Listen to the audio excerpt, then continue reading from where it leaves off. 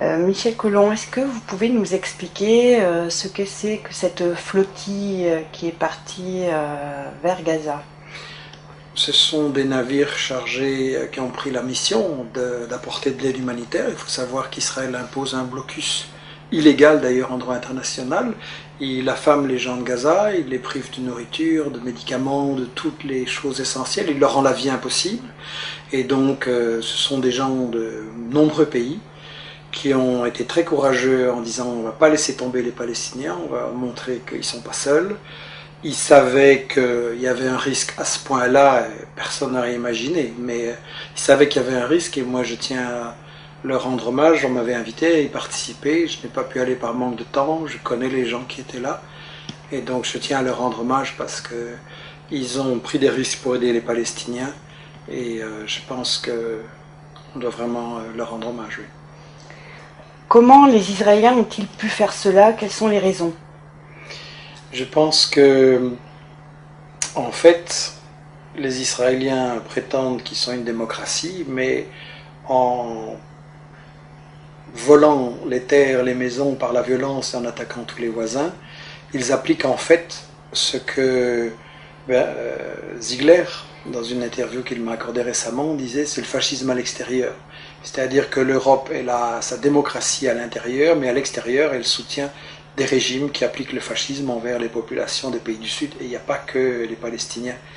Donc je pense que c'est une dictature coloniale, il faut avoir le courage de le dire. En 2010, il reste une colonie, c'est la dernière, Israël se maintient par la brutalité, c'est une dictature.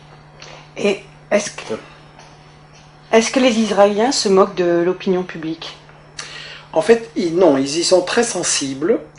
Ils ont peur de perdre leur image d'État démocratique, recherchant la paix, blablabla, et ils y sont sensibles. Le problème, c'est que l'opinion publique ne s'exprime pas assez. En fait, il y a de plus en plus de gens qui se rendent compte qu'Israël ment, qu'il ne recherche pas la paix, qu'il cherche des excuses hypocrites, mais cette opinion ne se fait pas encore assez sentir. Les dirigeants politiques maintiennent leur soutien à Israël. Il faut absolument amplifier l'information alternative.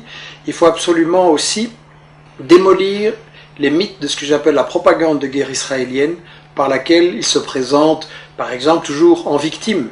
Dans ce cas-ci aussi, des navires de guerre attaquent des humanitaires, et Israël a encore le culot de se présenter comme étant la victime et ses soldats en danger. Là, c'est flagrant aujourd'hui. Mais en réalité, ils font ça tout le temps, et le problème, c'est que les médias n'ont pas répondu à ça. Les médias laissent passer en général, Israël se présente toujours en rôle de victime. Justement, le président français Nicolas Sarkozy a réagi ce midi en disant que la réaction des Israéliens avait été disproportionnée. Qu'en pensez-vous? Je suis scandalisé quand le président français dit que la réaction israélienne est disproportionnée, c'est un menteur. Parce qu'une réaction disproportionnée, ça veut dire une réaction qui est légitime, mais qui exagère. Et ça fait référence, à ce qu'on appelle en droit international la légitime défense. C'est-à-dire qu'un État qui est attaqué a le droit de se défendre, mais il doit répondre sans exagérer. Et donc Sarkozy, aujourd'hui encore, maintient le mensonge que ce serait Israël qui serait agressé, qui devrait simplement réagir de façon modérée et correcte. C'est un menteur, parce qu'en réalité c'est Israël qui depuis 60 ans vole les terres des Palestiniens, leur rend la vie impossible, et en employant ce mot-là aujourd'hui, Sarkozy ment à son peuple et ment à l'opinion internationale. Ça ne m'étonne pas, parce qu'en plus ses ministres aussi répercutent tous les mensonges qui sont favorables à Israël. Vous avez une ministre de l'Intérieur, Madame Alliot-Marie, qui a eu le culot d'encourager à faire un procès contre les personnes qui, en France, appellent à boycotter les produits illégaux d'Israël.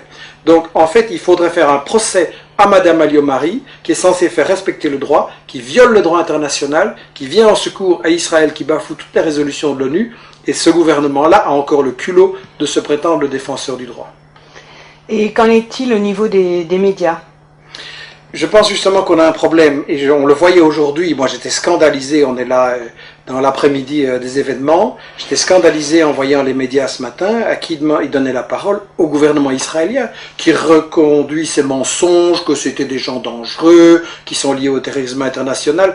Mais je veux dire, c'est comme faire interviewer le violeur dans une affaire de faits divers, quoi. C'est ahurissant. Donner la parole aux victimes, donner la parole aux gens qui expliquent qu'Israël ment, donner la parole aux analystes qui vont vraiment éclairer les faits et pas aux gens qui ont commis ces crimes. Je suis scandalisé et pas étonné. C'est pour ça que j'ai écrit ce livre Israël, parlons-en, parce que si les médias faisaient leur boulot sur Israël, des sites et des gens comme moi ne devraient pas exister, on n'aurait pas de travail. Le problème, c'est que les médias ne font pas leur travail, ils justifient l'agression d'Israël. Et le problème, c'est que là, aujourd'hui, il y a de l'indignation, toute la semaine aussi, et puis ça va retomber. Et chaque fois qu'on va présenter dans les médias, on va dire Israël riposte à des agressions et fait des représailles, etc. Israël est l'agresseur. Et suite à ce drame, qu'est-ce qui va se passer selon vous? Les gens sont parfois inquiets en disant Israël a tous les moyens, il peut tout se permettre, il est dans l'impunité. Je pense au contraire que quand Israël commet ses actes, ça montre qu'il est en position de faiblesse. Vous savez, la CIA publie chaque année un rapport sur la situation au Moyen-Orient. D'habitude, il est très optimiste et l'année dernière, il était au contraire catastrophiste en disant dans 15 ou 20 ans, Israël n'existe plus. Et tout simplement, ils se rendent compte qu'Israël, avec son arrogance, son agressivité, est en train de retourner l'opinion publique internationale contre eux et qu'ils vont se faire complètement isoler.